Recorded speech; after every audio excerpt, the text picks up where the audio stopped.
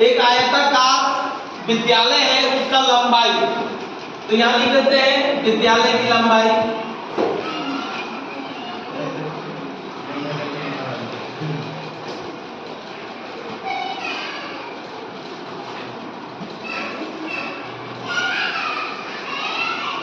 लंबाई मान लेते हैं 5x, अनुपात में है तो x मानना है।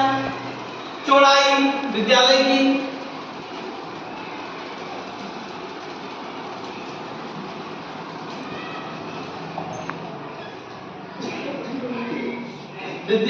चौड़ाई बराबर 3x, ठीक है। अब यहां निकालने बोलता है विद्यालय की लंबाई चौड़ाई दिया, विद्यालय के परिसर चारों ओर जो खर्चा हो रहा है कितना, 15 रुपया प्रति मीटर की दर से कितना खर्चा हो रहा है, 4800 रुपया। तो यहाँ पे लिख दो विद्यालय में जो हो रहा है परिसर का परिमाप,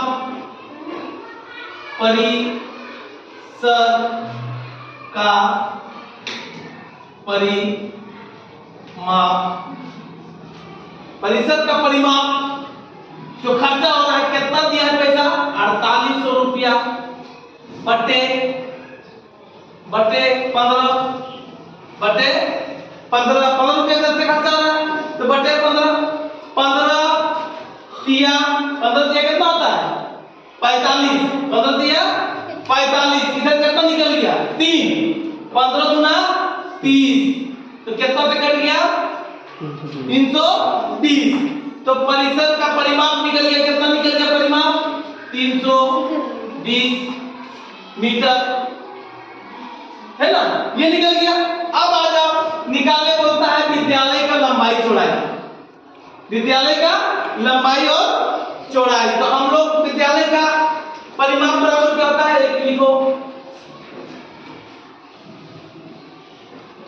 आयताकार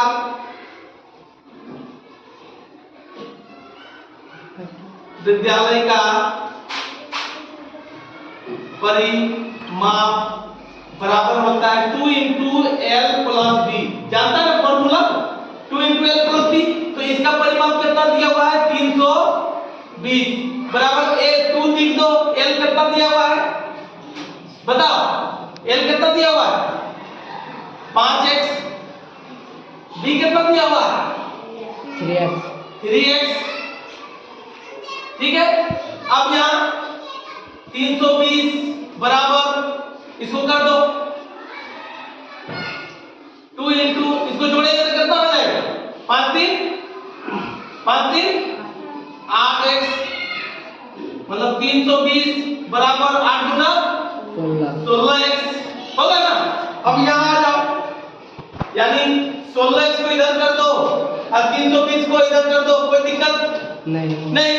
अब x बराबर ऐसे कर दो 320 बटा 16, 16 गुना 32, यानी x बराबर 20, x बराबर 20। अब क्या पूछ रहा है लंबाई, तो लंबाई यहां लिख दो विद्यालय की लंबाई, विद्यालय की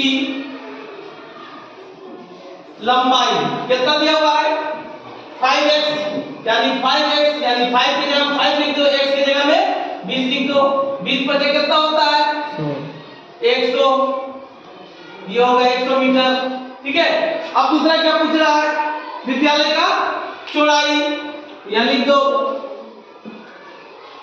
विद्यालय की चौड़ाई कितना दिया हुआ है 3x, 3 लिख दो और x की जगह में 20 लिख दो, तो कितना हो जाएगा 20 दिया 60 मीटर, यही दोनों आंसर हो जाएगा 100 मीटर 160 मीटर, यही आंसर है, ठीक है। समझेगा तभी उसको बनेगा अच्छा से। देखो क्या है, संख्या 40 को दो भागों में इस प्रकार बांटे कि पहली संख्या 1/5, दूसरी संख्या 1/3 के बराबर हो। पहली संख्या को मानेंगे फिर दूसरी संख्या मानते हैं। पहली माना लिख दो, माना पहली भाग, पहली भाग माना, कितना मानेंगे पहली भाग, कितना मानेंगे कितना माने, क्या मानते हैं, x मानते हैं। अब दूसरी भाग,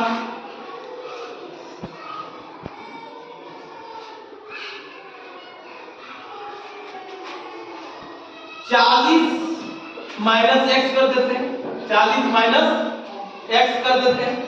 इसी का है, दो भाग में 40 को ही बांटने बोलता है, तो इसको x मान ले पहली को, और दूसरे को 40 माइनस x घटा देंगे दूसरी भाग में। ठीक है, अब आ जाते हैं प्रश्न से। प्रश्न से पहली भाग क्या है, x है। x को क्या बोल रहा है कि पहली भाग 1/, पहली भाग संख्या कितना से गुना होगा, 1/5, तो लिख देते हैं 1/5।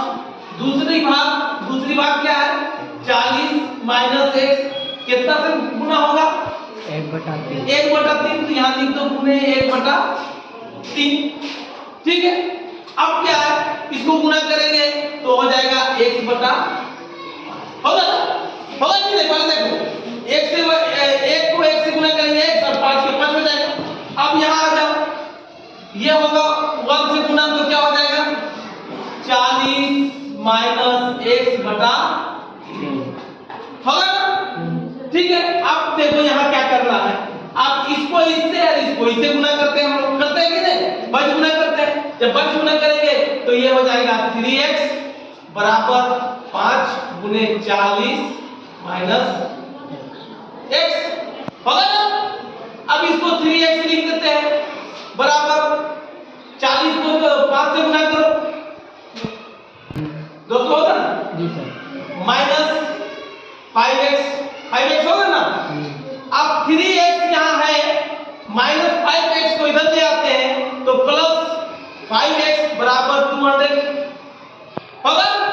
अब इसको जोड़ देंगे तो 8x होगा कि नहीं होगा, 8x बटा 200, यानी x इज इक्वल टू 200 बटा 8।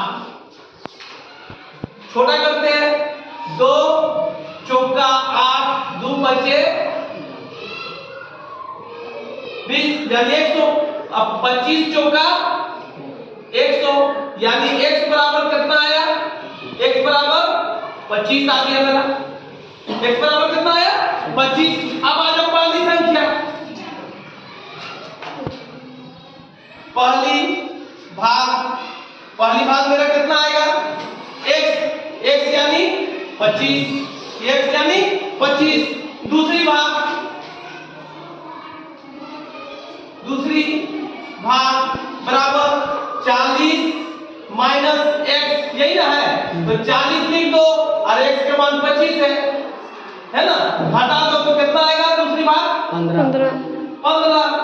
दो आंसर हो गए, 15 और 1 25, यही आंसर हो जाएगा। ठीक है,